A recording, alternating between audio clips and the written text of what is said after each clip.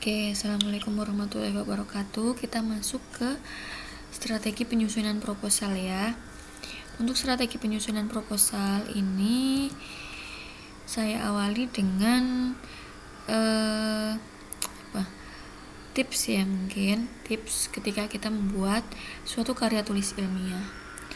Yang pertama harus dilakukan adalah ketika kita membuat suatu karya tulis ilmiah, dalam hal ini skripsi, yang kalian mau melakukan skripsi, maka satu yang harus dilakukan apa? Menemukan masalah, bukan mencari-cari masalah ya, tapi menemukan masalah. Ketika kita menemukan masalah, maka masalah itu bisa kita sebut sebagai objek penelitian kita. Jadi objek penelitian itu bisa juga kita sebut sebagai masalah. Ketika masalah itu kita sudah jadikan objek penelitian, maka kita bisa merumuskan judul penelitian.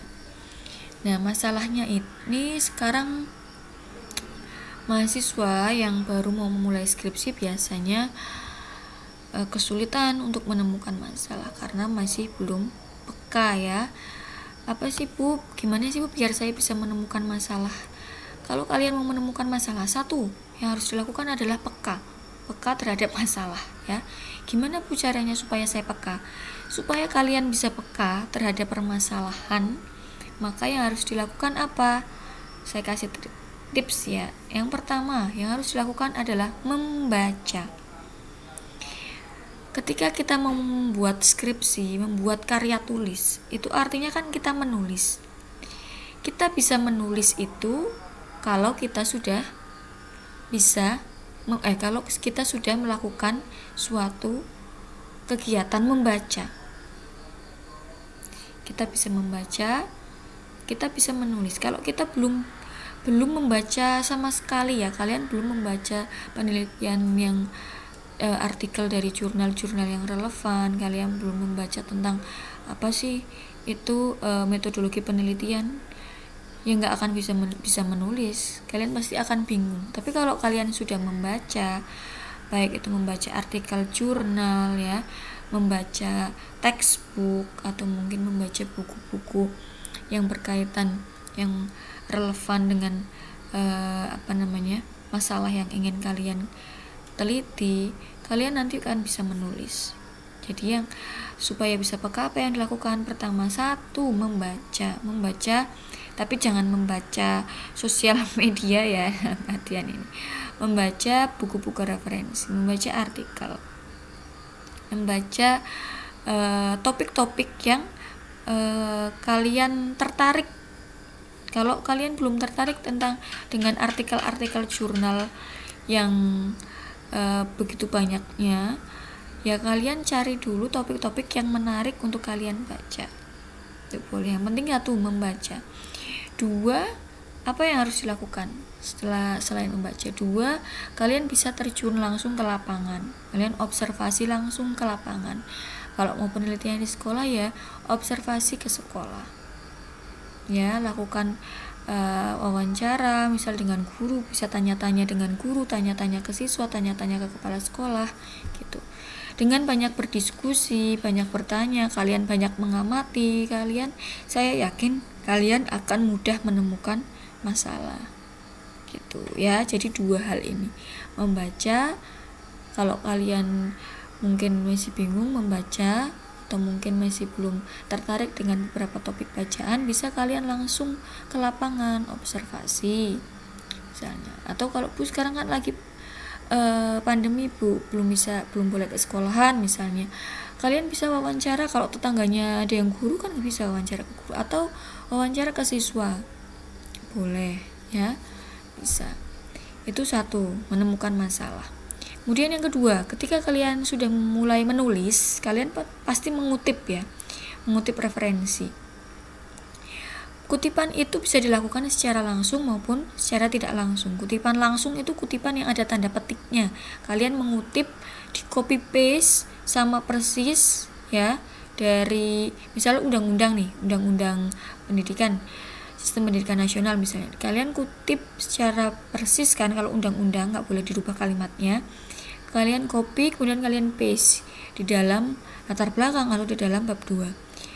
Kutipan langsung itu harus diberi tanda kutip, tanda petik 2 ya, tanda petik 2. Kalau paragrafnya itu lebih dari 4 baris, maka ditulis menjorok ke dalam dan spasinya 1. Itu kalau kutipan langsung. Ada cara-caranya di buku panduan penulisan skripsi juga ada, bisa dilihat.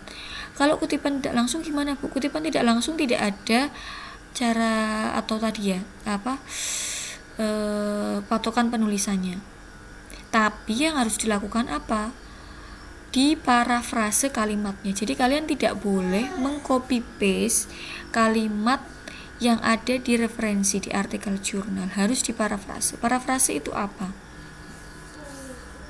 Parafrase itu merubah kalimat dari sumber sitasi atau sumber referensi, tapi tidak merubah inti kalimat tersebut. Ya, langkah-langkah yang harus dilakukan apa, Bu? Kita merubah kalimat tapi nggak merubah inti kalimat. Jadi yang pertama dilakukan adalah membaca kalimat dari sumber sitasi.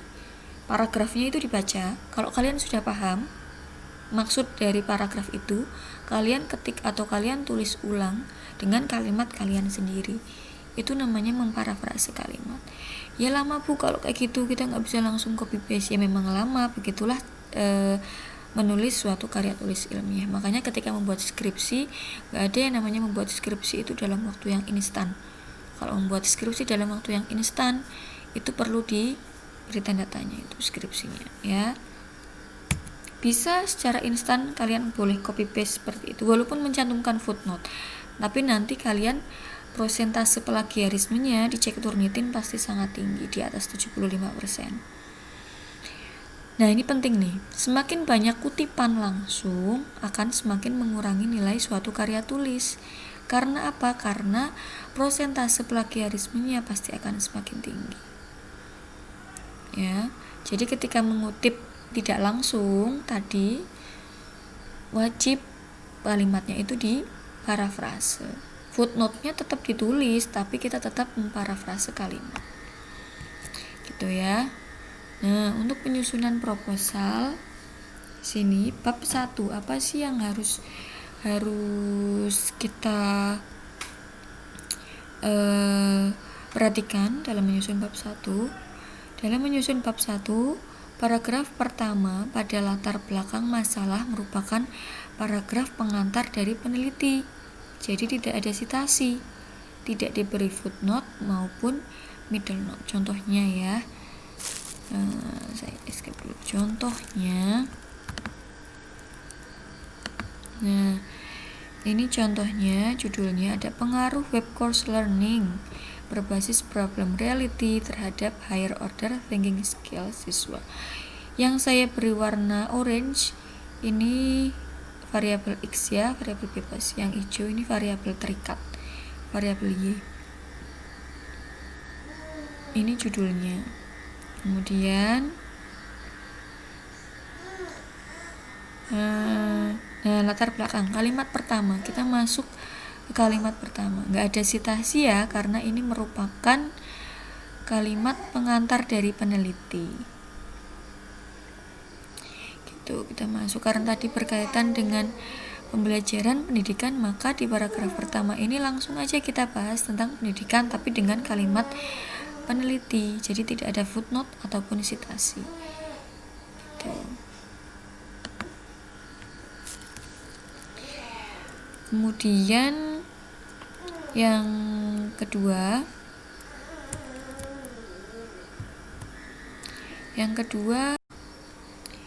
hubungan setiap paragraf ini juga perlu diperhatikan nih. Jadi antara paragraf sebelumnya dan paragraf setelahnya itu harus berkaitan atau berkesinambungan. Kita lihat contohnya ya di bab 1. Nah, di paragraf pertama tadi kan ini merupakan kalimat pengantar ya, atau kalimat pendahuluan dari peneliti. Ini membahas tentang pendidikan. Nah, di sini ketika membahas tentang pendidikan, paragraf atau kalimat terakhir ini kita masuk juga diperjelas lagi nih, pendidikan merupakan kebutuhan yang harus dipenuhi. Nah, ada kata-kata pendidikan. Maka paragraf selanjutnya kita juga masuk tentang pendidikan, tapi di sini pendidikannya dari hasil referensi, ya, dari footnote yang kita kutip, dari referensi atau sumber textbook yang kita kutip. Jangan lupa tapi ini di parafrase, ya, di sini paragraf kedua. Jadi ini berkaitan nih, oh ini tentang pendidikan, ini tentang pendidikan. Kemudian kalau kita mau pindah buku, kita sebelumnya membahas pendidikan, terus setelah membahas pendidikan kita mau membahas tentang kemampuan berpikir. Misalnya dari pendidikan kita mau masuk ke kemampuan berpikir. Nah, ini harus ada kalimat pengantarnya juga nih. Ini kita masih membahas tentang pendidikan, ya, pendidikan. Kemudian kita paragraf selanjutnya masuk ke kemampuan berpikir. Maka di kalimat terakhir kita singgung sedikit tentang kemampuan berpikir. Nah, kualitas sumber daya manusia dapat dilihat melalui pengembangan kemampuan berpikir yang dikembangkan selama menempuh bla bla bla bla bla. Nah, ketika kita sudah menyinggung tentang kemampuan berpikir, maka paragraf setelahnya kita bisa masuk pada pembahasan tentang kemampuan berpikir. Gitu. Kalau sudah kita bahas tentang kemampuan berpikir, ya, kemudian masuk ke apa nih? Langsung masuk ke variabel terikatnya. Variabel terikatnya tadi kemampuan berpikir tingkat tinggi atau HOTS, ya. Jadi dari kemampuan berpikir langsung kita masuk ke HOTS. Nah, langsung di sini masuk ke HOTS-nya. Kalau sudah masuk ke HOTS-nya, ke variabel terikatnya, berarti kan ada masalah tuh. Masalah itu ada di variabel terikat. Nah, jadi ketika membuat bab 1, kita sudah masuk ke paragraf tentang variabel terikat, kita harus paparkan di sana masalahnya apa. Nah, di sini dijelaskan ini, hasil riset di lapangan menunjukkan bahwa HOTS siswa di Indonesia secara umum berada pada peringkat rendah, yaitu peringkat bawah dari 65 negara. Nah, ini kan masalah nih. Masalahnya ada di sini. Riset ini berdasarkan hasil Trends in International Mathematics and Science Study.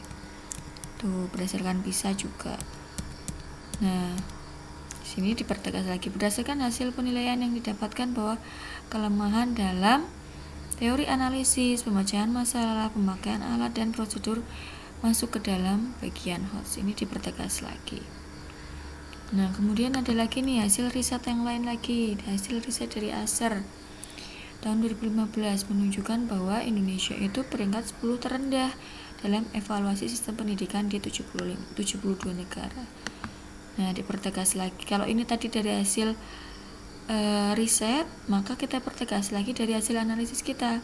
Berdasarkan hasil riset tersebut, maka HOTS sangat diperlukan untuk membenahi kinerja pendidikan, ya, karena HOTS itu mendorong individu atau mendorong siswa untuk mampu membentuk pola pikir dengan tingkatan yang lebih tinggi dalam menghadapi permasalahan atau situasi di kehidupan masyarakat, gitu. Jadi ada dari hasil riset itu juga ada analisis kita. Jangan hanya kita menyampaikan hasil riset aja, tapi setelah kita menyampaikan hasil riset, di sana di hasil riset itu ada masalah tuh.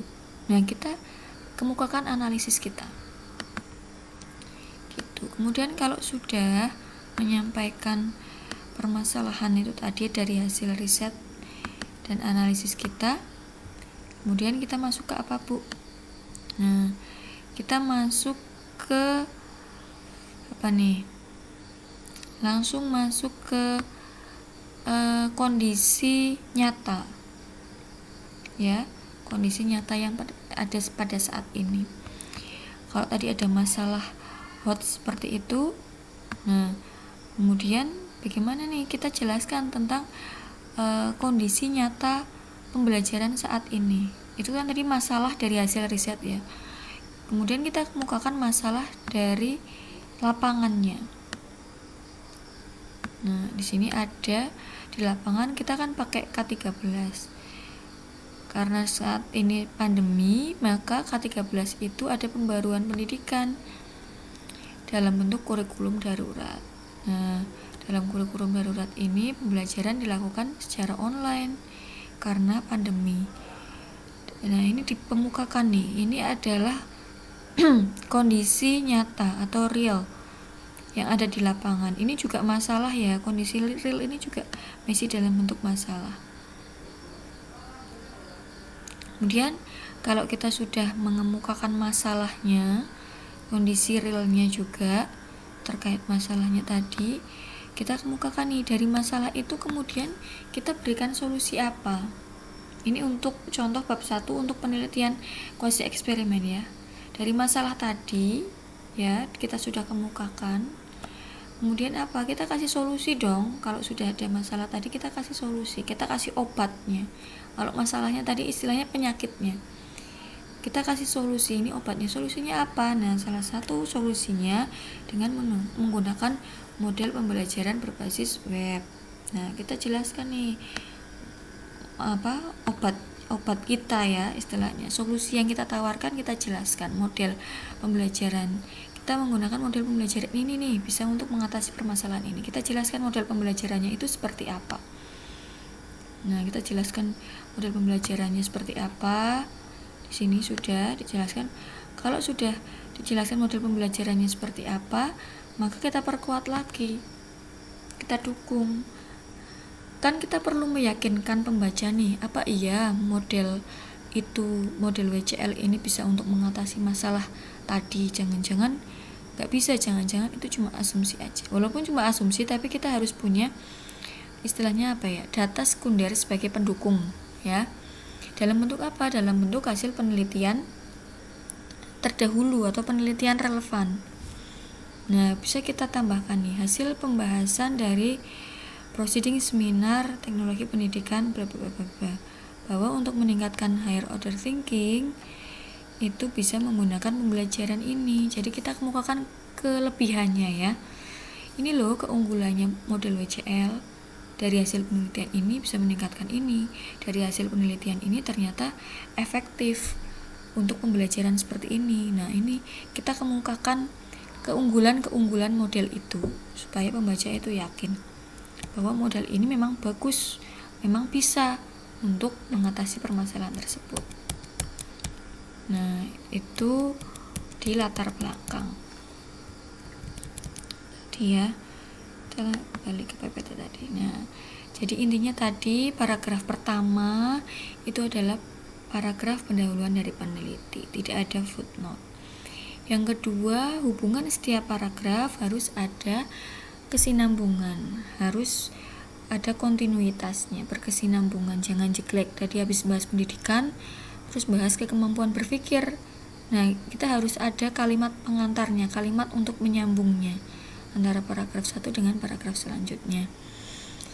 Kemudian yang ketiga harus ada gap. Gap itu masalah itu tadi. Ya. Masalahnya itu berkaitan dengan variabel terikat yang kita teliti. Tuh, kemudian kita masuk ke rumusan masalah. Oh ya, tadi dari gap, dari masalah, terus kemudian kita kemukakan kondisi real di lapangan. Setelah itu kita kemukakan solusinya, ya, solusi permasalahannya apa. Baru kemudian kita sampaikan juga keunggulan dari solusi itu, keunggulan dari obat yang kita tawarkan. Kita masuk ke rumusan masalah ya. Untuk rumusan masalah sudah dijelaskan juga sebelumnya. Rumusan masalah itu ada 3 jenis. Ada rumusan masalah deskriptif, ada rumusan masalah komparatif, kemudian ada rumusan masalah yang sifatnya asosiatif. Kalau untuk rumusan masalah deskriptif, ini hanya untuk mengeksplor, mendeskripsikan suatu variabel penelitian. Ini contohnya, seberapa tinggikah kecerdasan emosional siswa, seberapa baikkah prestasi belajar siswa. Jangan gunakan kata apakah ya untuk rumusan masalah. Gunakan kata bagaimana, seberapa baik, seberapa tinggi gitu. Kalau rumusan masalah komparatif itu rumusan masalah yang di situ ada karakteristiknya, kita membandingkan tadi, mengcompare bagaimanakah perbedaan keaktifan belajar siswa dengan menggunakan model GI dan NHT. Jadi ada mengkomparkan perbedaan dari kedua hal atau dua variabel. Sedangkan kalau rumusan masalah asosiatif itu dibagi menjadi 3 juga. Rumusan masalah asosiatif itu kita untuk mencari hubungan antara variabel yang satu dengan variabel yang lain. Rumusan masalah asosiatif ada 3 nih, ada hubungan simetris, ada hubungan kausal, ada hubungan resiprokal. Yang pertama hubungan simetris. Hubungan simetris itu rumusan masalah yang tujuannya untuk mengetahui hubungan suatu gejala yang sifatnya bukan sebab akibat. Contohnya, bagaimana hubungan kecerdasan emosional dengan prestasi belajar siswa? Itu kan nggak ada hubungan sebab akibat ya. Apakah kecerdasan emosional mengakibatkan prestasi belajar siswa? Kan nggak ada hubungan sebab akibat. Tapi kalau yang kausal itu ada hubungan sebab akibat.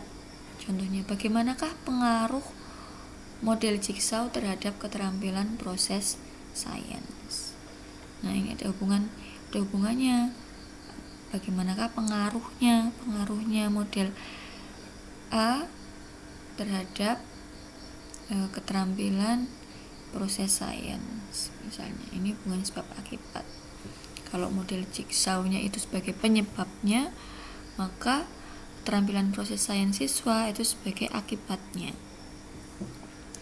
Kalau hubungan resiprokal, ini adalah hubungan yang interaktif, saling mempengaruhi. Contohnya, bagaimana hubungan antara peran orang tua, guru, dan teman sebaya dalam pembentukan karakter siswa.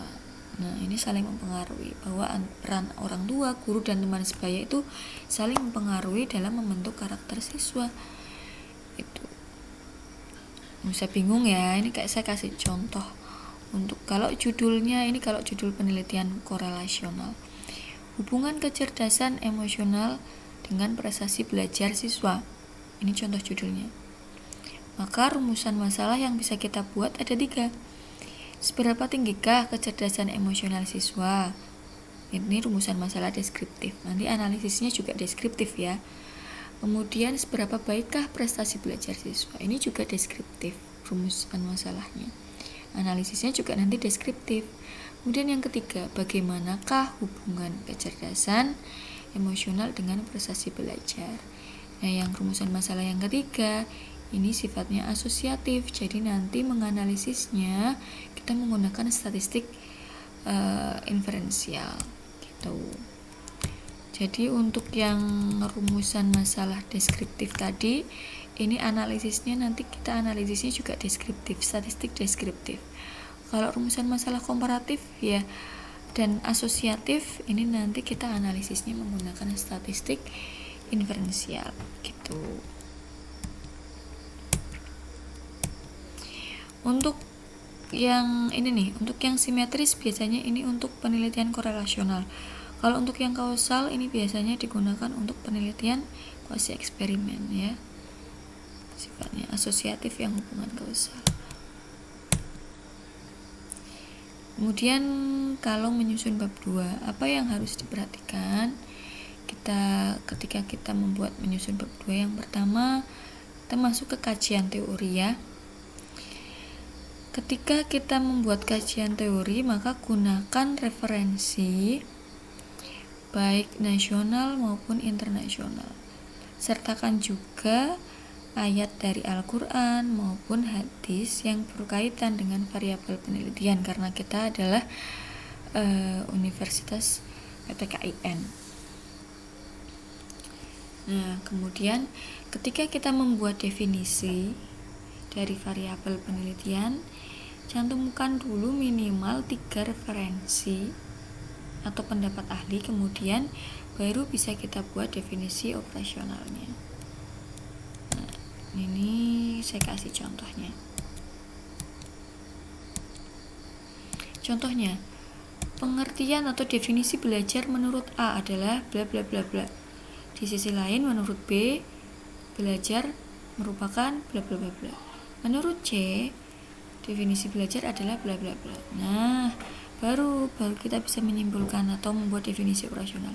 Berdasarkan pendapat A, B, C tersebut, maka pada penelitian ini belajar didefinisikan sebagai, nah ini dengan kalimat peneliti sendiri gitu.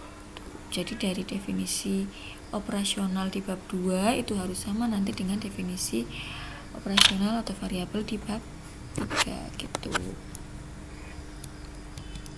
Itu ya. Kemudian kalau kita menggunakan model pembelajaran juga sama, sintaks atau langkah-langkah pembelajaran GI. Menurut A apa, menurut B apa, menurut C apa. Nah, baru kita buat penyimpulan. Berdasarkan pendapat A, B, C tersebut, maka langkah-langkah pembelajaran GI dalam penelitian ini adalah, nah ini kalian boleh meresum ya dari beberapa langkah-langkah yang ada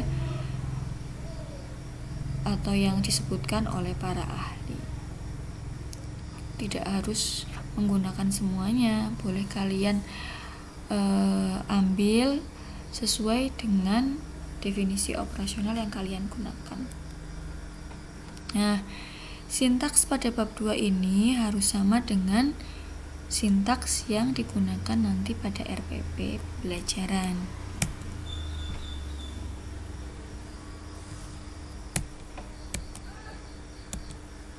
Nah, kemudian untuk indikator penelitian juga sama. Kalau untuk indikator penelitian ini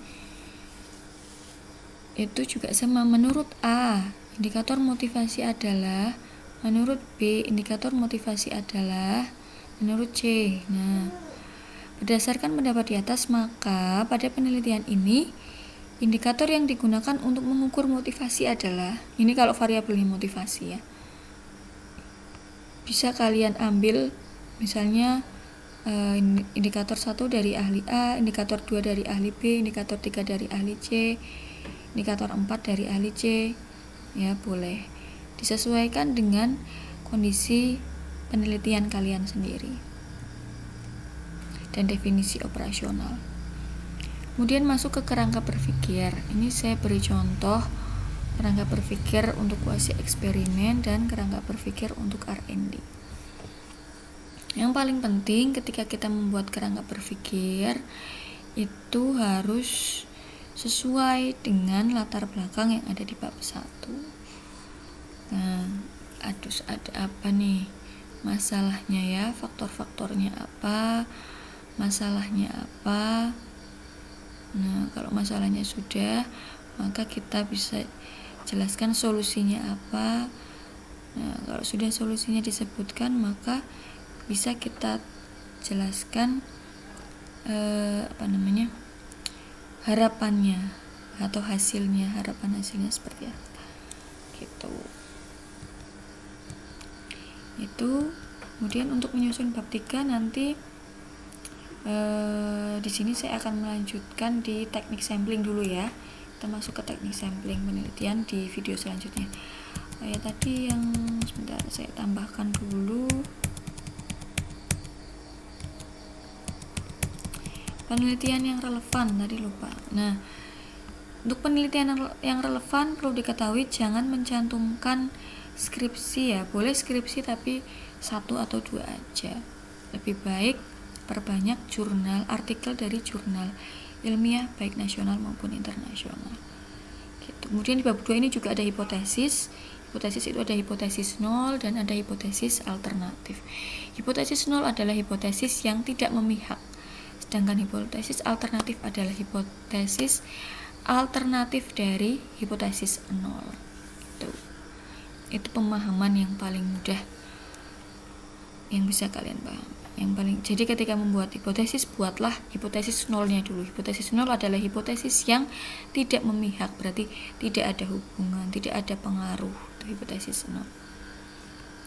Gitu. Ini untuk langkah-langkah penyusunan proposal dari bab 1, bab 2 sampai bab 3. Tapi untuk bab 3-nya ini kita bahas pelan-pelan ya. Kita masuk ke teknik sampling dulu, ini di next slide, di next video. Untuk video kali ini saya tutup dulu. Wassalamualaikum warahmatullahi wabarakatuh.